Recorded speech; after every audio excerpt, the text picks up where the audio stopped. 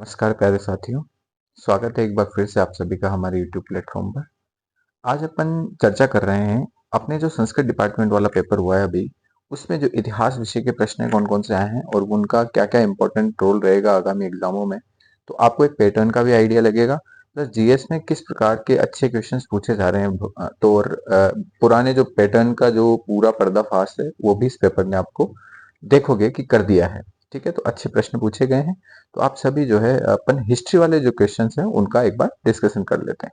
ये आपके आगामी जो सेकंड ग्रेड और फर्स्ट ग्रेड के एग्जाम्स हैं उनके लिए काफी महत्वपूर्ण भी रहेंगे और आपको एक दिशा देने का कार्य करेंगे कि आपको किस प्रकार से तैयारी करनी है भविष्य में। ठीक है, तो स्टार्ट करते हैं अपन पहले क्वेश्चन से कि हिस्ट्री का पहला क्वेश्चन था कि थड़ी, धातकी और देवड़ावाटी किसकी उपबोली है। ये अपने कल्चर का क्वेश्चन है। थड़ी और धातकी जो है अपने बाड़मेर और जैसलमेर वाले एरिया में बोली जाती है और देवड़ावाटी अपने लगभग आप देखोगे सिरोही वाला एरिया जो है देवड़ावाटी एरिया भी कहलाता है वो, और वो उस क्षेत्र में बोली जाती है। तो ये उपबोलियां हैं किसकी, अपने अपने मारवाड़ की उपबोलियां हैं, तो मारवाड़ी आएगा इसमें आंसर। ठीक है, फिर अपन ने देखा है कि ठक्कर बापा ने भील सेवा के तत्वाधान में कहां पर भील आश्रम की स्थापना करी। अब देखो, भील आश्रम की स्थापना अपन ने देखा है कि माणिक्यलाल वर्मा का, जब मैंने बिजोली आंदोलन पढ़ाया था तो माणिक्यलाल वर्मा ने एक आश्रम की स्थापना करी थी खांडलाई में। ठीक है, और वो खांडलाई वाला जो आश्रम है वो अपने उस समय भी बात की थी कि ये ठक्कर बाबा की प्रेरणा से स्टार्ट किया गया था खांडलाई वाला आश्रम, है ना। तो ठक्कर बाबा की प्रेरणा से स्टार्ट किया गया है। तो ये माणिक्यलाल वर्मा का जो खांडलाई आश्रम है ये अपने 1934 में सागवाड़ा तहसील है अजमेर की, वहां पर स्टार्ट किया गया। तो 1934 में खांडलाई जो आश्रम है वो एक्चुअली भील सेवा समिति के तत्वाधान में आयोजित किया गया है। ठीक है, तो माणिक्यलाल वर्मा पूछ ले चाहे ठक्कर बाबा पूछ ले, दोनों से इन्फ्लुएंस्ड है कौन सा, खांडलाई वाला अपना आश्रम।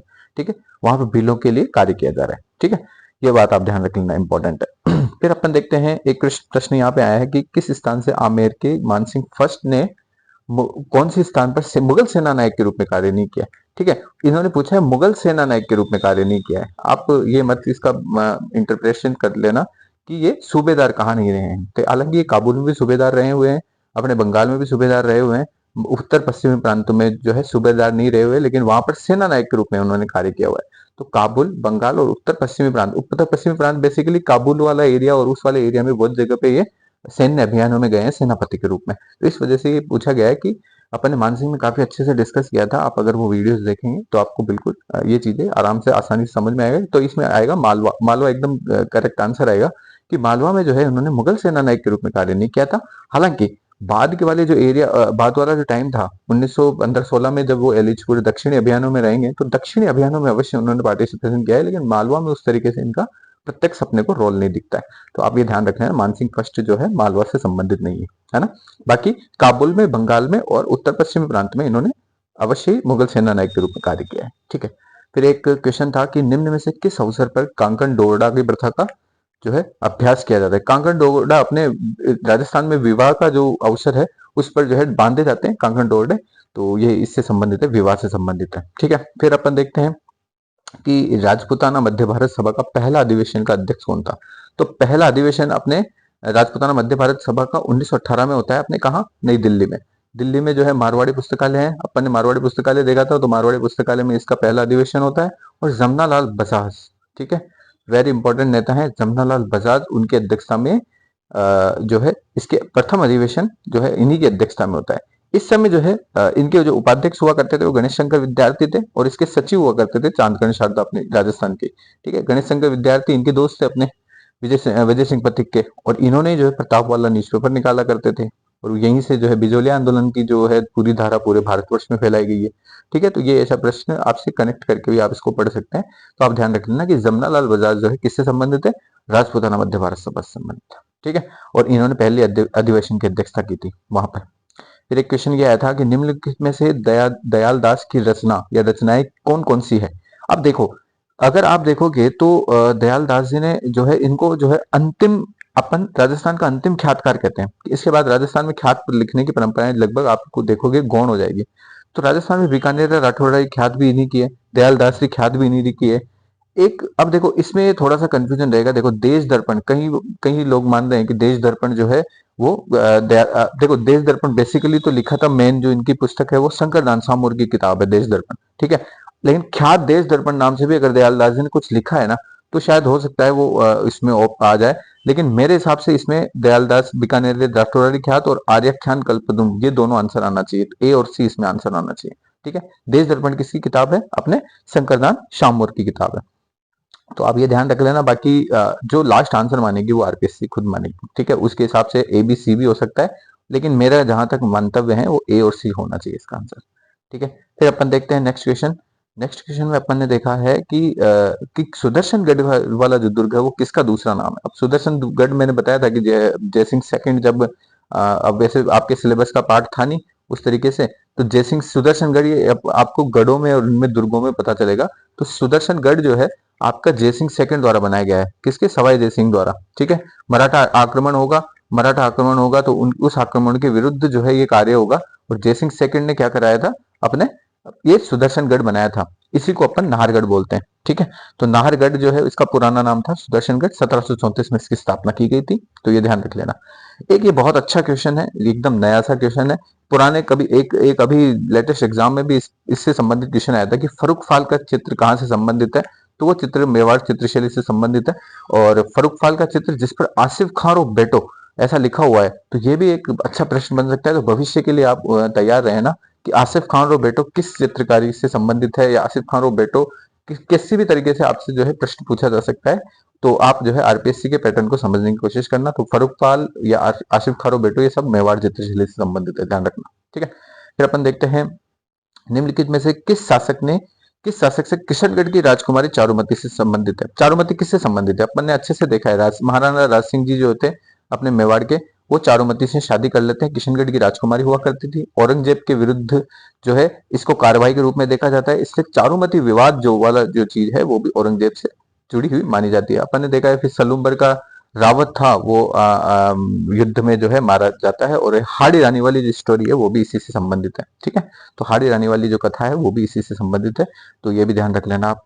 फिर ये एक प्रश्न है, निम्नलिखित में से किसे 1916 में अपने बिजोलिया किसान पंचायत का सरपंच किया था, बनाया गया था। तो ये भी अपन ने बहुत अच्छे से डिस्कस किया हुआ है बिजोलिया वाले में, कि 1916 में बिजोलिया किसान पंचायत का जो है सरपंच किसको चुन किया है। ये ऊपरमाल पंचायत बोर्ड है ना, वो ये लगभग वही चीज है। 1916 में ऊपरमाल पंचायत बोर्ड की स्थापना कौन करेंगे? कभी कभी 1917 भी आता है इसकी तारीख, है ना, वो करेंगे अपने विजय सिंह पथिक जी। तो पथिक जी ने जब ऊपरमाल पंचायत बोर्ड की स्थापना करी थी, उसके समय जो है सरपंच किसको बनाया था? तो सरपंच अपने किसको बनाया था? अपने मन्ना जी पटेल को सरपंच बनाया गया था उस समय। ठीक है, तो वेरी इंपॉर्टेंट है, पथिक जी से संबंधित है। कब बनाया गया था?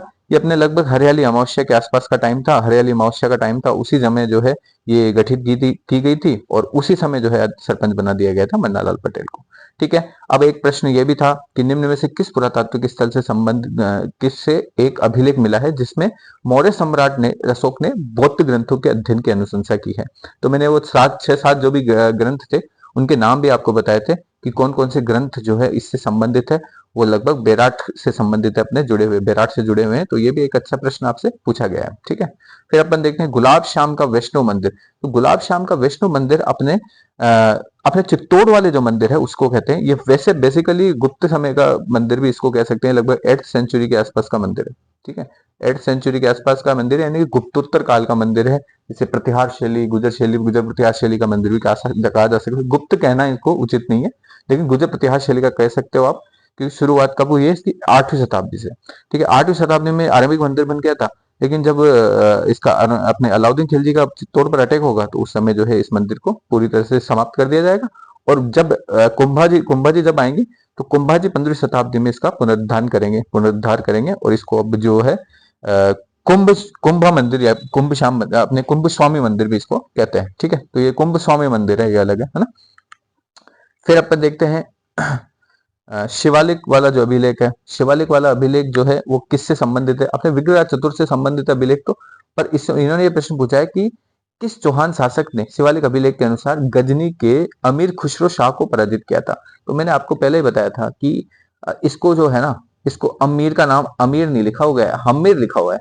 तो हम्मीर को परास्त करने का उल्लेख आया है, और हम्मीर को परास्त किसने किया है? अपने विग्रहराज चतुर्थ ने किया है। और वो हम्मीर कौन था? अमीर खुसरो शाह सेकंड, है ना। ये अपन ने अच्छे से बात की थी उस सेक्शन में। तो शिवालिक अभिलेख चौहानों का जो है, अजमेर के चौहानों का जो प्रमुख अभिलेख है, उसमें जो है विग्रहराज चतुर्थ ने अमीर खुसरो शाह को परास्त किया था। ठीक है, ये भी ध्यान रख लेना।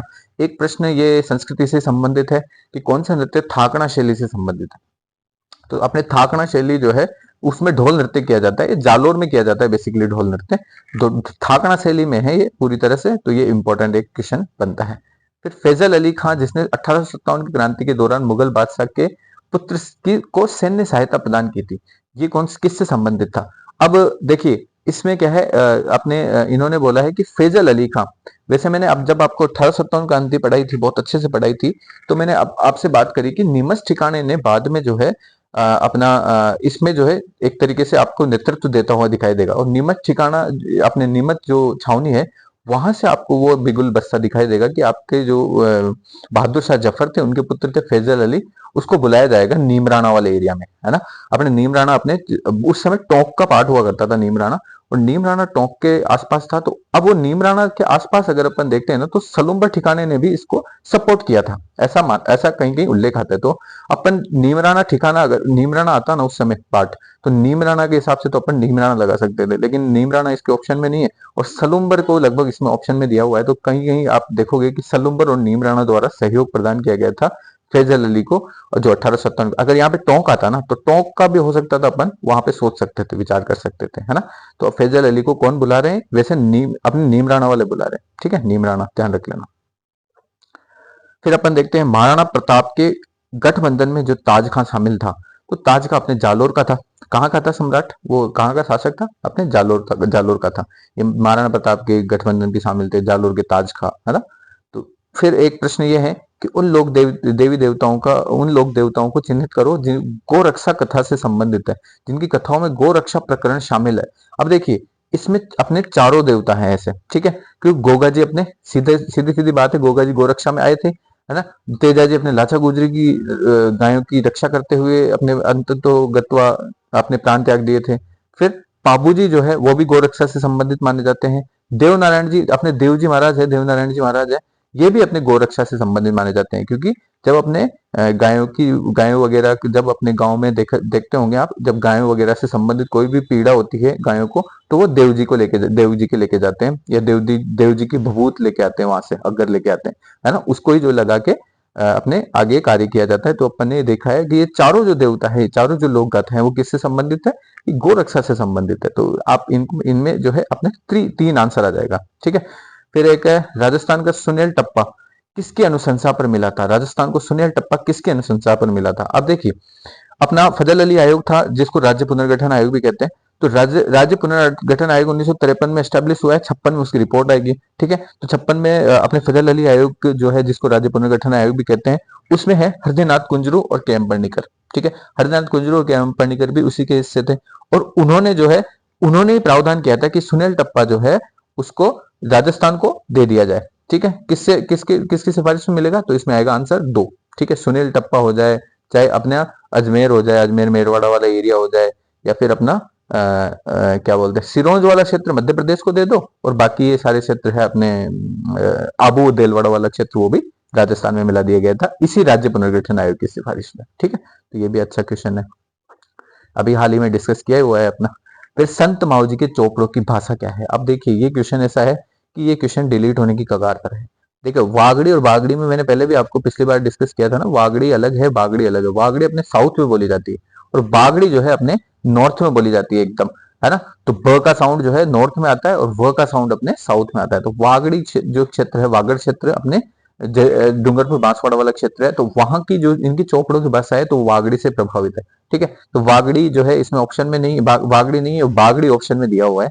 तो वो हो सकता है बच्चे जो गलत करके आए हैं वो उसको बागड़ी को जो है क्वेश्चन करेंगे, और वहां पर जो है आरपीएससी को डिलीट भी करना पड़ सकता है इस क्वेश्चन को, ठीक है। फिर अपन देख सकते हैं कि कौन सा सुशिर वाद्य यंत्र नहीं है। सुशिर में अपन देखेंगे, देखो सतारा अपने सुशिर है, बिल्कुल सतारा एकमात्र ऐसा जिसके ऐसा वाद्य यंत्र जिसके पीछे तार लगा हुआ है, उसके बाद वो सुशिर है, ठीक है। बाकी और सारे तार वाले कौन से हो गए? अपने तत्वाद्य हो गए। भपंग जो है, भपंग भी जो है अपना सुशिर वाद्य यंत्र नहीं, ठीक है। नड़ है, बिल्कुल अपने नड़ और मशक ये सब क्या है अपने सुशिर वाद्य यंत्र, वेरी इंपॉर्टेंट। सतारा, नड़ और मशक क्या है अपने सुशिर वाद्य यंत्र। भपंग कौन सा है ना, भपंग जो है अपने तत्वाद्य यंत्र है, तारों से बजाया जाता है ना भपंग, है ना, तत्वाद्य यंत्र है, तारों से संबंधित है, भोपे बजाते हैं भपंग। फिर अपन देखते हैं 1956 के बाद जो है कितने अन्य राज्यों के राज्यपालों को राजस्थान के, ये अच्छा ये इसके आगे, ये पॉलिटी के क्वेश्चन आगे, ठीक है, इसको छोड़ते हैं अपन। अब हिस्ट्री का कोई क्वेश्चन होता है तो देखते हैं, ये भी पॉलिटी का है। हिस्ट्री के क्वेश्चन इधर उधर वितरित हैं इस बार। समिट ऑफ द फ्यूचर, ये अपने वर्ल्ड हिस्ट्री से संबंधित हालांकि, बट फिर भी बता देते हैं। ये समिट ऑफ द फ्यूचर किससे संबंधित है, अपने यूनाइटेड नेशन से, यूएन कॉन्फ्रेंसेस जो होती है ना, उसको समिट ऑफ द फ्यूचर भी बोलते हैं, ठीक है। तो ये भी एक अच्छा प्रश्न है। फिर एक देखा जाता है कि किस ब्रिटिश प्रस्ताव में पहली बार ये प्रस्तावित किया गया कि वायसराय की कार्यकारिणी परिषद में गवर्नर जनरल एवं कमांडर इन चीफ के अलावा मुख्य रूप से सारे लोग भारतीय रहेंगे, ठीक है। तो ये बात जो है वेवेल प्लान में अपन देखेंगे कि वेवेल प्लान में क्या किया था इन्होंने, कि जो कार्य वायसराय की जो कार्यकारी परिषद होगी ना, जो मेन कार्यकारी परिषद होगी, एग्जीक्यूटिव काउंसिल होगी, उसमें क्या है, केवल गवर्नर जनरल और commander of chief, commander in chief जो होते हैं, केवल गवर्नर जनरल और सेनापति, दो ही पद ऐसे होंगे जो ब्रिटिश लोग धारित करेंगे, बाकी सारे सदस्य भारतीय हो सकते हैं, ठीक है। तो ऐसा प्रावधान जो है वेवेल योजना के तहत किया गया था। तो इसमें आंसर क्या आएगा अपना, एक आंसर आएगा, ठीक है। फिर अपन ने देखा है कि सरकार द्वारा 3 कठिया व्यवस्था में जांच के संदर्भ में बनाए गए जांच आयोग में किसको सदस्य बनाया गया था। तो एक प्रश्न ये भी अच्छा है ना। तो जांच आयोग में किसको जो है सदस्य बनाया गया था, तो अपन देखेंगे 3 कठिया जो आंदोलन है अपने, किससे संबंधित है, 3 कठिया मतलब नील की खेती से संबंधित है ये आंदोलन। एक बीघे में कितना कट्ठा होता है, एक बीघे में लगभग 20 कट्ठा होता है, यानी कि 20 कट्ठों में से 3 कट्ठे ऐसे होने चाहिए जो जिसमें आप जो है नील की खेती करेंगे। तो ये 3 कठिया व्यवस्था थी। इसके विरोध में जो है आंदोलन होता है चंपारण वाला, है ना, चंपारण वाला आंदोलन, गांधी जी खुद जाते हैं वहां पे। तो वो 3 कठिया आंदोलन व्यवस्था से संबंधित आंदोलन था, है ना। तो इसमें एक जांच आयोग बनेगा और उस जांच आयोग में महात्मा गांधी भी खुद मेंबर होंगे, ठीक है। तो ये भी ध्यान रख लेना, वेरी इंपॉर्टेंट क्वेश्चन है, बढ़िया क्वेश्चन है, एग्जाम में रिपीट होने लायक क्वेश्चन है, ठीक है। तो ये थे आज अपने हिस्ट्री के क्वेश्चन, और भी अगर क्वेश्चन होंगे तो देख लेते हैं। राजस्थान विधानसभा, ये तो फिर पॉलिटी के आ गए, ठीक है। तो अभी कोई ऐसा प्रश्न मुझे लगता नहीं है, ये इतने क्वेश्चन आपको जितने थे, ये लगभग इतने ही प्रश्न आपको लगभग मिलेंगे, लगभग 20 एक क्वेश्चन शायद अपन ने डिस्कस कर लिए होंगे, है ना। तो ये सब प्रश्न जो है आपके सेकंड ग्रेड में हिस्ट्री से संबंधित आए हैं। आप भविष्य के एग्जाम के पॉइंट ऑफ व्यू से तैयार करके इनको चलना, और अच्छे से जो है भविष्य के एग्जाम को, जितने भी पुराने प्रश्न आते हैं ना, उन सबको आप सॉल्व करते हुए जरूर चलना, ताकि आपको जो है भविष्य में इसका जरूर फायदा मिलेगा, ठीक है। आप सभी का बहुत बहुत धन्यवाद, आपका दिन शुभ हो।